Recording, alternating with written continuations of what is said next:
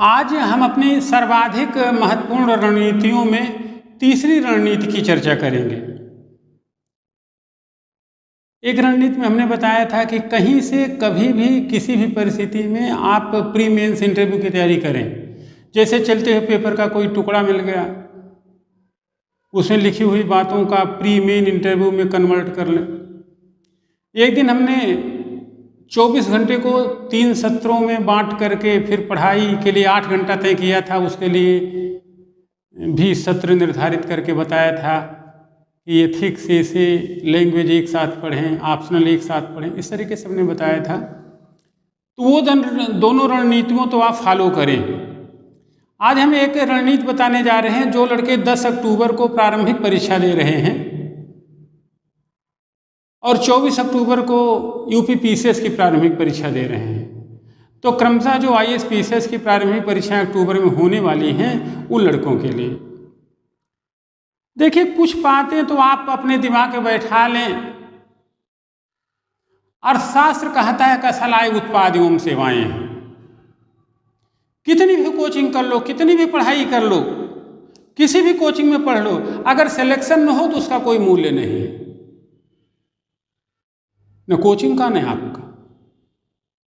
और आज कुछ भ्रम दिमाग से निकाल दें। रणनीतियां सबके लिए नहीं होती हैं, व्यायाम सबके लिए नहीं होता है। रणनीतियां परिपक्व व्यक्ति के लिए होती हैं, एक स्टेज पाए व्यक्ति के लिए होती हैं, जैसे व्यायाम स्वस्थ व्यक्ति के लिए होता है। कोई हार्ट का मरीज व्यायाम करेगा, कोई के कमर के दर्द वाला व्यायाम करेगा तो उल्टा हो जाएगा।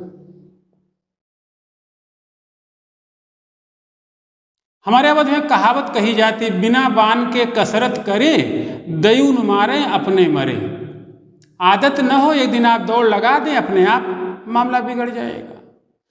तो व्हाट आई मीन टू से कि आप जब एक लेवल पे हो तो ही रणनीतियां काम करेंगी।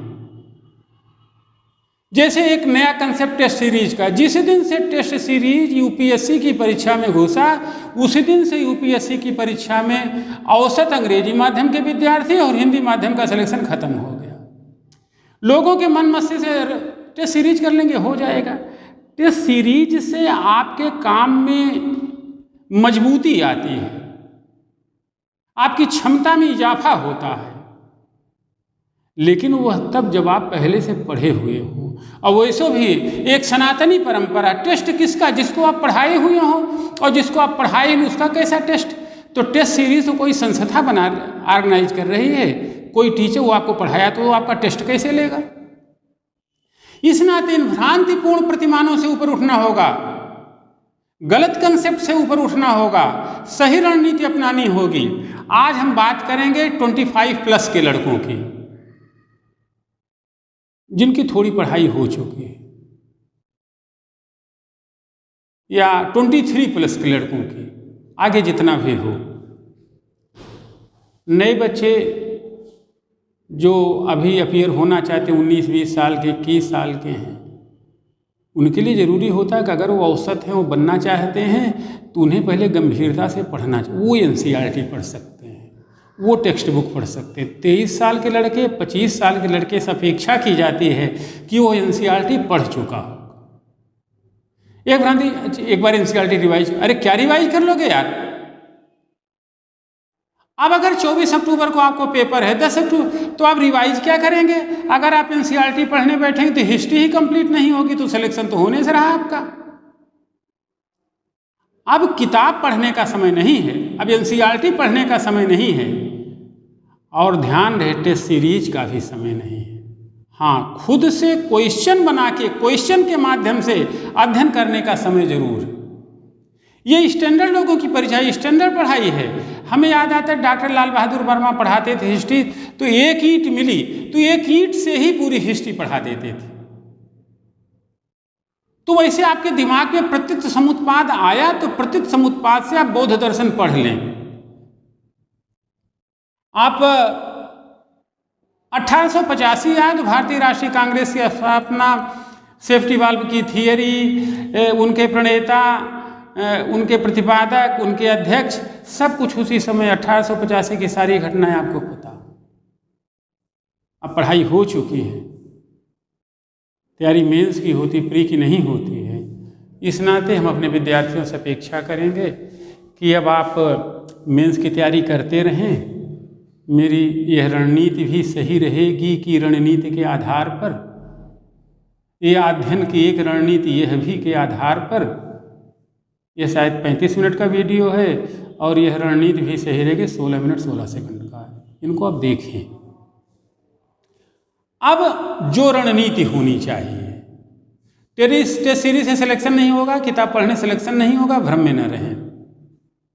सिलेक्शन अच्छे लड़के का होगा, अच्छा लड़का हम आपको मान के चल रहे हैं, और नहीं तो अच्छा लड़का बने।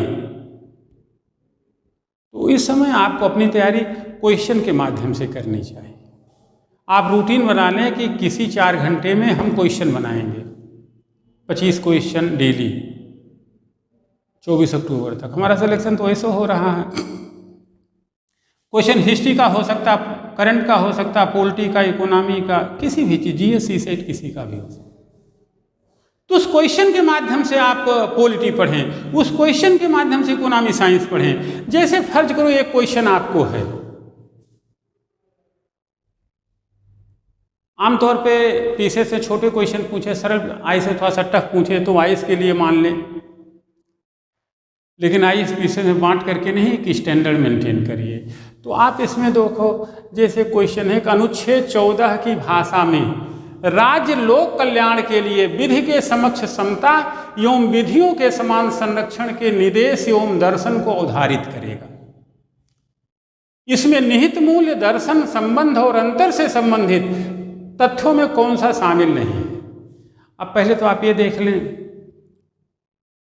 कि ये तो समता के अधिकार से संबंधित है।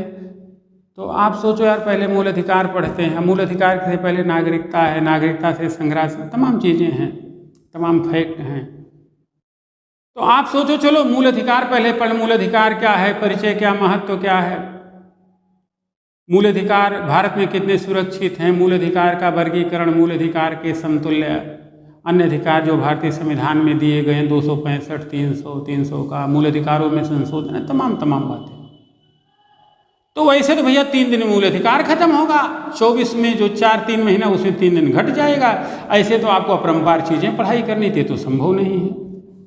आप इस क्वेश्चन के माध्यम से पढ़ें। अनुच्छेद 14 की भाषा है, राज्य अपने नागरिकों को विधि के समक्ष समता और विधियों के समान संरक्षण से वंचित नहीं करेगा। अब यहीं पे आप विधि के समक्ष समता का अर्थ समझें, विधियों के समान संरक्षण का अर्थ। यह भारतीय संविधान अनुच्छेद 14 में अवधारित करता है, यह निर्देश और दर्शन अवधारित करता है। तो इन दोनों पदावलियों में, इसमें और इसमें, विधि के समक्ष समता एवं विधियों के समान संरक्षण, दोनों पदावलियों का संबंध क्या है, दोनों पदावलियों का अंतर क्या है, दोनों के अर्थ क्या हैं, दोनों में निहित मूल्य क्या है, इन पे बातें दी गई हैं। जो बात गलत हुआ उसको निकाल दो। तो इनके माध्यम से आप अनुच्छेद 14 पढ़ें, इनके माध्यम से जाएं कि समता का अधिकार भारतीय भूमि पर अधिवसित प्रत्येक व्यक्ति को हो, चाहे वो स्वदेशी हो चाहे विदेशी हो। तमाम डिटेल्स। समता का अधिकार कब नकारात्मक हो जा सकता, विधि के समक्ष समता का अधिकार कब नकारात्मक है, समता का अधिकार कब नकारात्मक हो जाता है, क्या इन अधिकारों का कोई अपवाद भी भारतीय संविधान में, तमाम बातें। अनोरेली विवाद देखें, चिरंजीव, तमाम चीजें देखें। तो इन प्रश्नों के माध्यम से देखें, ना कि पढ़ के, यहीं से डिटेल करें। तो ये क्वेश्चन आपको बनाना है और इस क्वेश्चन के माध्यम से चारों विकल्प को टच करना है, विश्लेषण करना है, खुलेपन के आधार पर इनका अर्थ समझना है, दर्शन समझना है, और इनसे जितना महत्तम विस्तार दे सकते हैं प्रश्न की प्रकृति को, सब आप दें। 4 विकल्प बनाएंगे तो 4 पॉइंट आपके तैयार होंगे, चारों पॉइंट समझेंगे तो एक पॉइंट 4 अर्थ लिए हुए होगा, 16 पॉइंट हो जाएंगे। आप कुछ भी बन सकते। जैसे पहला है, पहली पदावली वर्तमान है तो दूसरी भविष्य। अनवरवली विवाद में सुप्रीम कोर्ट के न्यायाधीश पतंजलि शास्त्री कहते हैं कि ये दोनों पदावलियाँ आपस में इतनी उलझी हुई हैं कि इनको अलग से देख पाना मुश्किल है। अब पढ़ा तो नहीं सकते हैं, क्लास हमारा देखें, यूट्यूब पे है, डिटेल होने पढ़ाया। हाँ, कहा था पहली पदावली वर्तमान है तो दूसरी भविष्य। विधि होगी यह वर्तमान है, विधियां आवश्यकता पड़ने पर पद पंक्ति प्रतिष्ठा समय नीति निष्ठा के मूल्य को देखते हुए भारत सरकार एक नहीं कई कानून बना सकती। जैसे इनकम टैक्स का मुद्दा है, अब कुछ लोग तो महीने में 1 लाख कमा रहे हैं, कुछ लोग 10,000 कमा रहे हैं, तो सरकार विधि नहीं विधियां बनाकर विधि के समक्ष समझा की अवधारणा कहती है कि सरकार अगर 10% टैक्स तय करती है तो चाहे 10,000 कमाओ तो देना होगा, 1 लाख कमाओ तो देना होगा। अब 10,000 वाले को अगर 10% है तो उसका तो बजट फेल हो जाएगा, लेकिन 1 लाख वाला उसके ऊपर कोई फर्क नहीं पड़ेगा। इस नाते सरकार विधियां बना सकती भविष्य में यदि ऐसा कुछ लगता है तो। खासी डिटेल चमकमदोरे राजन विवाद से जुड़ेंगे, अनुच्छेद 15 और तमाम चीज़ों जो पढ़ें तो ऐसे मालूम करें अपने आप को। तो विधि नहीं विधियां, विधि वर्तमान है, विधियां भविष्य हैं। सरकार पद पंक्ति प्रतिष्ठा मान मर्यादा को देखते हुए, क्षेत्र जाति लिंग की विभिन्नता को देखते हुए चाहे तो एक नहीं कई कानून बना सकता है। यानी कि समता के अधिकार में भी तमाम वेरिएशन लाया जा सकता है। ये बात सुप्रीम कोर्ट के न्यायाधीश ने कही तो पहली पदावली तो सही है, आपस में संबंधित, एक वर्तमान है तो दूसरी भविष्य। तो better you can say this one is the right. अगला, एक और कानून का शासन होगा, दूसरी ओर राज्य ऐसी विधि बनाएगा जो समान लोगों को समान संरक्षण प्रदान करेगी। इक्वलिटी इन इक्वल, समानों में समानता। यानी कि एक 10,000 कमाने वाला पर मंथ है, एक 1 लाख कमाने वाला पर मंथ है, इनका समूह 1 समूह 2, इनमें कोई भेद नहीं, समानों में समानता, इनमें कोई भेद नहीं होगा, इनमें कोई भेद नहीं। भेद क्या होगा? फर्स्ट और सेकंड में। 10,000 और 1 लाख में तुम भेद कर सकते हैं, लेकिन 1 लाख पाने वालों में भेद नहीं कर सकते। तो विधियों का समान संरक्षण करेगा, यानी कि राज्य चाहे तो ऐसी विधि बना सकता है जो समान लोगों में समान व्यवहार करे, किंतु मूल होगा कानून का शासन, मूल होगा विधि के समक्ष समता। तीसरा पॉइंट, राज्य विधि सम्मत प्रयोजनों के लिए अपने नागरिकों में भेद कर सकता। अनोरल विवाद में यह भी कहा गया कि राज्य चाहे तो कानूनी उद्देश्य को, संविधान के उद्देश्य को, लोक कल्याणकारी उद्देश्य को पूरा करने के लिए अपने नागरिकों में भेद कर सकता है, अपने नागरिकों के लिए अलग अलग कानून बना सकता है, पुस्तकालयों को करोन्मुक्ति दे सकता है, सामान्य स्थिति में जो है कर ज़्यादा लगा सकता है, अपने नागरिकों को रिजर्वेशन दे सकता है, महिलाओं के लिए अलग कानून बना सकता है। यानी पद पंक्ति प्रतिष्ठा को देख करके सरकार चाहे तो, भारत राज्य चाहे तो कई विधि बना सकता है। इसकी अनुमति हमारा संविधान भारत राज्य को देता है। तो बी भी सही हुआ, सी भी सही हुआ, डी। पहली पदावली सकारात्मक है, पहली पदावली सकारात्मक नहीं नकारात्मक है। यद्यपि उसमें सकारात्मकता का पुट है, आधार है, नकारात्मक क्यों है? समस्त जगत में पद पंक्ति प्रतिष्ठा को लेकर के प्रत्येक व्यक्ति समान नहीं है। कहीं काले गोरे का भेद है, कहीं क्षेत्र का भेद है, कहीं आर्थिक स्थितियों का भेद है, कहीं सामाजिक असमानता का भेद है, कहीं जाति का, कहीं लिंग का। तो वैसे आधार पे सभी को एक लाठी से नहीं हाँका, सब धान 22 पसेरी नहीं किया, राजा रंग बराबर नहीं किए जा सकते हैं। परिधि का व्यक्ति, केंद्र का व्यक्ति समान अधिमान वाला नहीं हो सकता है। इस नाते विधि के समक्ष समता, यानी कि एक ही कानून सबके लिए समान तरीके से लागू होगा, यह संभव नहीं है। इसी नाते भारत के राष्ट्रपति और राज्यपाल अपवाद घोषित किए गए हैं। वो विशिष्ट मान्यता प्राप्त व्यक्ति, उनके लिए अलग कानून है। यह चर्चा हम कर चुके हैं, आप ये हमारा लेक्चर देखें। तो यह नकारात्मक है, जबकि दूसरी विधियों का समान लोगों में ये सकारात्मक है। तो अंतर के धरातल पे देखेंगे तो इनमें जो है संबंध वगैरह में यह पॉइंट आपका गलत, यानी कि उत्तर हो गया आपका डी। तो आप देखें क्वेश्चन बना के पढ़ें, लेकिन ध्यान रहे ये उन्हीं के लिए लागू होगा जिनकी पढ़ाई हो चुकी, जो पढ़ने में ठीक है, जिनका अध्ययन हो चुका है। और जो अभी सोच NCERT पढ़ लें तो इस साल इम्तहान न दें, होगा नहीं, ये केवल त्रिपाठी जी बोल सकते हैं बस। अगर अभी भी माने कि NCERT से सिलेक्शन लेंगे और टेस्ट सीरीज से लेंगे तो आप इम्तहान मत दीजिए, आपका नहीं होगा। ऐसा पे क्वेश्चन और देखें, भूख क्या है, व्हाट इज हंगर, ये छोटा क्वेश्चन है, पीछे से पूछा जा सकता है। शरीर में ग्लूकोज की कमी, वसा की कमी, प्रोटीन की कमी, विटामिन की कमी। तो अब आप देखो, सबको अलग अलग देखो। प्रोटीन की कमी यह स्ट्रक्चरल है, शरीर सूखी हो यानी कि डेड हो, लकड़ी हो तो उसका 75% प्रोटीन होता है। वेटेरुकेन से प्रोटीन यानी पूरा ढांचा, ये दांत, ये बाल, सब प्रोटीन है। प्रोटीन ही ढांचा बनाता है। तो ढांचा ही खराब हो गया, ढांचा ही खत्म हो रहा है तो मरासमर और कोसी और यानी कि कुछ है ही नहीं, भूख लगने, भूख से चीज़ें ऊपर हो गई। तो प्रोटीन की कमी का संबंध भूख से नहीं है। वसा पे आए, वसा शरीर ताप नियमन का काम करता है, बॉडी टेम्परेचर मेंटेन करता है, शरीर को थोड़ा स्थूल, मोटा, मजबूत बनाता है, इसका भी संबंध भूख से। ये ग्रोथ फैक्टर है जिसे आपको डेली लेना है। हाँ, डेली नहीं लेंगे तो कोई न कोई रोग हो जाएगा। इसी नाते फिजिशियन कहते हैं कि विटामिन डेली लेते रहना चाहिए, क्योंकि ये संरक्षी पदार्थ नहीं है, क्योंकि ये शरीर में ठहरते नहीं हैं, बल्कि मल मूत्र के सारे बाहर निकलते हैं।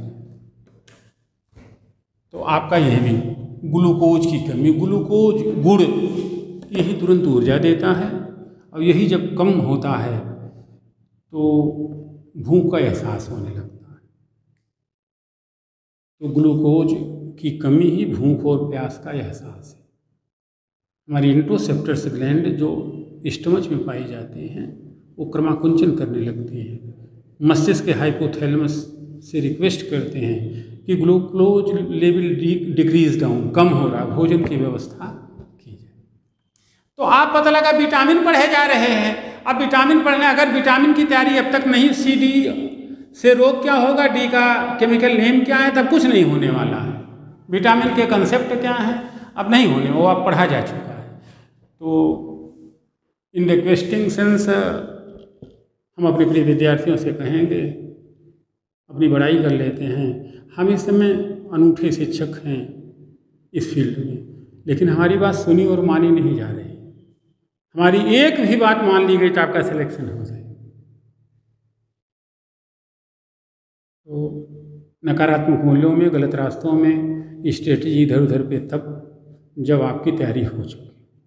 तो यह रणनीति after 23 and 25+, 23+ I mean IS, 25+ I mean PCS के विद्यार्थी, या जितनी भी आपकी एज हुई है, अगर आपकी एज बची है तो आप इसी रास्ते को NCERT पढ़ के, टेक्स्ट बुक पढ़ के और इधर उधर की किताबें पढ़ के आप सिलेक्शन नहीं ले सकते। तुक्का भले लग जाए, वो क्या कहते हैं, घटना चक्र और ये सब पढ़ करके वो सब इस परीक्षा की मर्यादा तय नहीं कर सकते। कोई दिक्कत हो, हम हरदम आपकी सेवा में उपलब्ध हैं। सुबह 8 बजे से रात 2 बजे तक, दिन में 1 बजे से 3 बजे छोड़ करके। तो आप हमारा उपयोग कर सकते हैं। पूछें, बताएं, आगे बढ़ें। अनंत शुभकामनाएं, फिर जल्दी।